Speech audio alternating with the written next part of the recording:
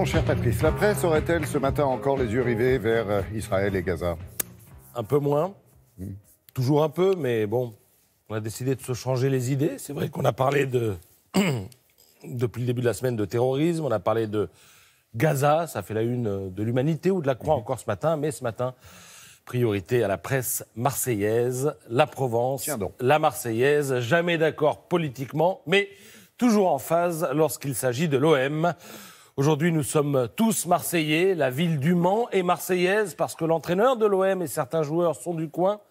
Châteauroux est marseillaise parce que des joueurs de l'OM y ont été formés. Calais est marseillaise, regardez Nord Littoral. Le Berry est marseillais parce que l'un de ses enfants, Morgan Sanson, joue ce soir. Le Parisien est marseillais.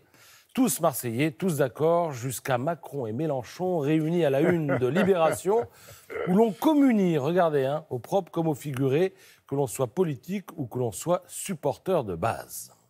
Face à l'Atlético de Madrid et de Griezmann, l'enjeu pour l'OM est de devenir le premier club français à remporter un deuxième titre européen, car le club a une histoire que nous racontent Aurore, Bruno, Jean-Pierre et Santos. Ils furent tous, d'une manière ou d'une autre, acteurs des 4 précédentes finales de l'OM et ils se sont racontés au monde. 4 finales donc. Commençons par celle qui laissa sans doute le plus d'amertume. 1991, défaite au tir au but contre l'Étoile Rouge de Belgrade. L'ancien joueur Bruno Germain se rappelle. Bernard Tapie, en tant que président, mettait une pression dingue. Le credo, c'était tous les jours faire mieux, s'améliorer pour gagner ce titre européen. Nous étions encore dans une France du foot complexée par les épopées sans victoire de Reims dans les années 50 et des Verts de Saint-Étienne en 76. Mais nous pensions être la génération qui allait gagner, nous nous sentions forts.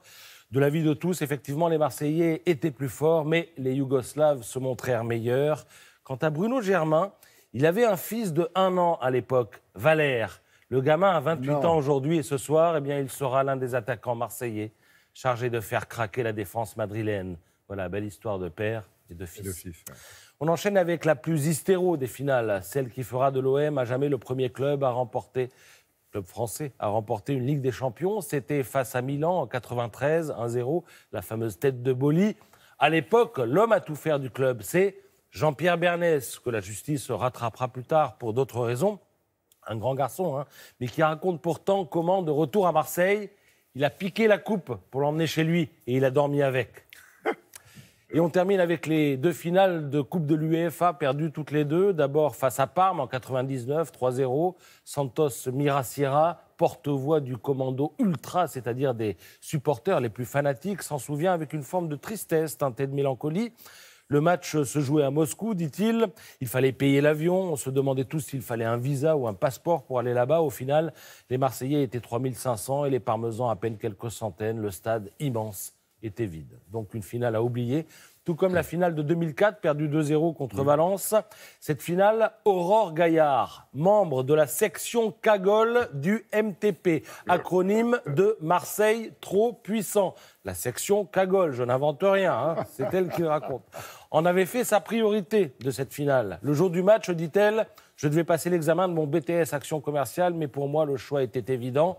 Je suis parti à Göteborg pour la finale. D'ailleurs, je n'ai jamais eu cet examen. Mais au moins, a-t-elle assumé? Elle n'a pas demandé qu'on lui mette la moyenne sans passer l'examen.